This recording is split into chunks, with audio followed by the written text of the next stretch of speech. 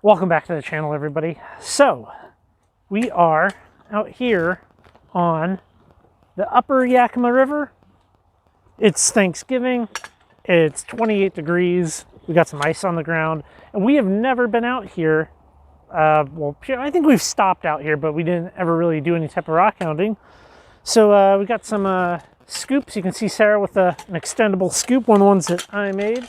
And we're going to be walking down there on that gravel bar. We're going to hopefully find at least some river tumbled jaspers, probably brown jasper, and some petrified wood. That's the plan. It's a little too cold for the dog to be out here in wet, so she's chilling in the car. Yeah, so I mean, you can see we got some ice up there in the hills, and lots and lots of gray basalt. Sarah threw this at me right here. Yeah, probably a little jasper. We'll try to pick up a decent little assortment, but I feel like farther down there, once we get away from where the normal people would walk with their regular shoes, we'll maybe find some better stuff. We can walk out here pretty far. It seems like maybe 20 feet out into the river. We're only, I don't know, 8 inches deep maybe. See something red here. It could be a piece of red jasper, or there's a small deposit of volcanic rock. That looks like jasper to me. Here, it's not bad. Yeah, it's really red.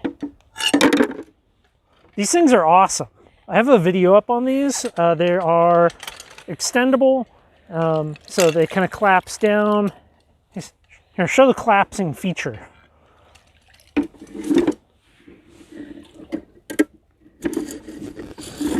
Yeah, there you go. So it's not a burden to pack around if it's going to be on a backpack or something. You don't have this long thing, you know. It's 28 out. My hands are cold already. I wouldn't be sticking my arm in this I wouldn't want to water. stick my arm in this. Here, well, let's screwdriver that.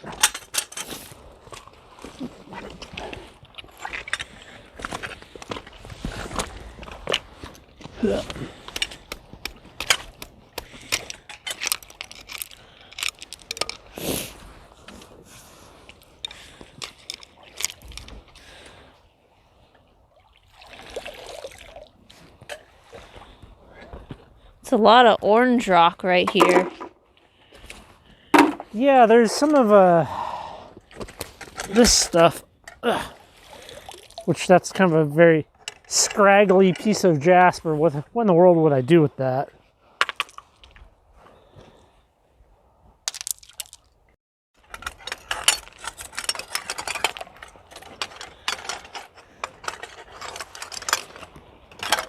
It's kind of nice looking. Rinse off whatever's on this thing. Oh, hey, let me scrape that off. It's not bad. That one's pretty good too. Here, wait, let me give it to you.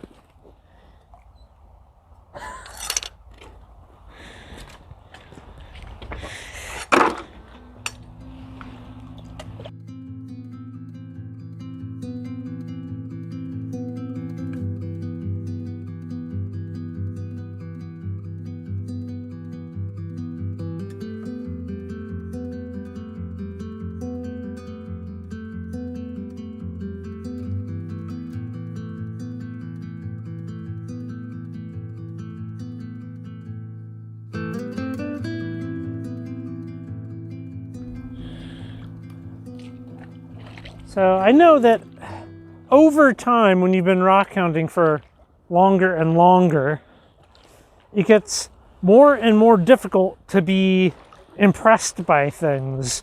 And more often than not, every time we come to a creek, a stream, I find myself being somewhat unimpressed. I mean, it's pretty.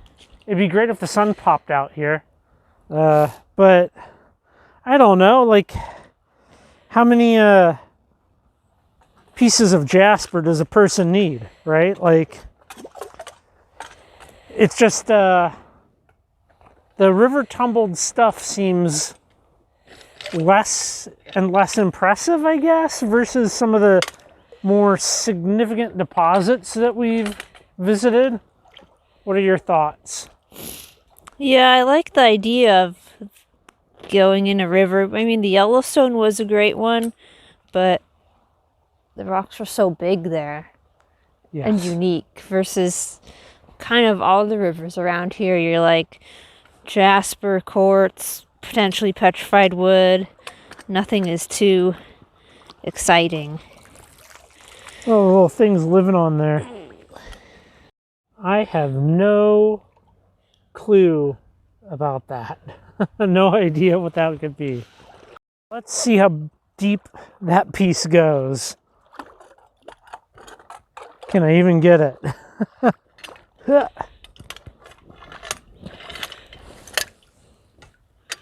Well, I might have to try to pop that out. That seems fairly solid, at least looking down.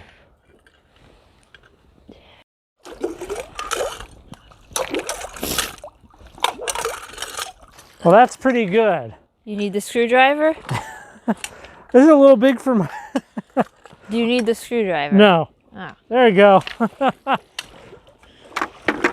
That's my Jasper find. That'll go in my slab saw, so that'll be good. Sarah's petrified wood find. It really looked... I couldn't tell if it was wood or rock until I had it fully out of the water. All right, well, maybe we just do a little bit of walking, and I think I'm good on a couple of chunky Jaspers. So let's just only look for a couple of petrified wood. Yeah. Yeah. Well, it's really pretty out here, but if you plan on coming out here, be aware that almost everywhere that you can park will require the Washington Discover Pass, or it's one of the BLM fee sites. So something to be mindful of if you come out here. An agate. I didn't look at it that close up. Quartz? No, well, got some fine banding in there. You see right there? Yeah. Focus. Nobody else can see. We'll look at this back in the shop, but yeah, that's some very fine banding right there. See it? Yeah. Yeah. Very cool. That's a good little find. So there are agates out here. Apparently. I think we walked from right here, right? We walked down and went right back there. So I don't know, 400 feet ish, and I think we did all right. We found a number of decent things that we can take back to the shop, cut, clean, look at up close. We got one petrified wood, one agate, and some Jaspers, which might be kind of questionable. Not a whole ton, but I also don't need a whole ton. This is really just to kind of come out, look at the river, check it out, see what's kind of out here, and maybe we'll use what we have learned and come back another date and go that direction. But really, this is going to change based upon the season, the height of the water. I mean, obviously, the height can be up here, and at which point my boots would be full of water standing right here. So, with that said, we're going to maybe poke around a little bit more, but there's a lot of locations that you could stop at on the river, and I will see you back in the shop, and we'll check out this stuff. Back from the Yakima River, it is far, far warmer in the shop than it was out there. And I think I got a decent representation of what you could find out there, which would be Jasper, agate, petrified wood, and rhyolite. Now, don't entirely rhyolite off the rhyolite. Yeah. But so let's see. Okay, so these jaspers, I cut one of them, and we can see that is clearly it is a piece of jasper. Now that's fun, like kind of a nice deep maroon jasper, which that was quite abundant out there. And I even got a nice big piece where I'll cut a couple of slabs out of it for a future project. The petrified wood, that's pretty cool. Like, I'm sure if it wasn't 28 degrees and we spent more time out there in the river, we could find more. But dude, we have so much petrified wood already. We kind of wanted just some examples of what it would, what you could potentially find there. Sarah found this little agate, and we do have some fortifications in there.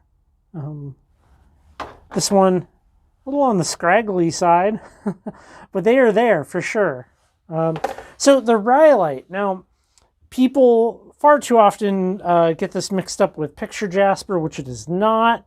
You can generally separate the rhyolite from jasper visually through this being a volcanic extrusive rock. You have all those air pockets, all those bubbles, right?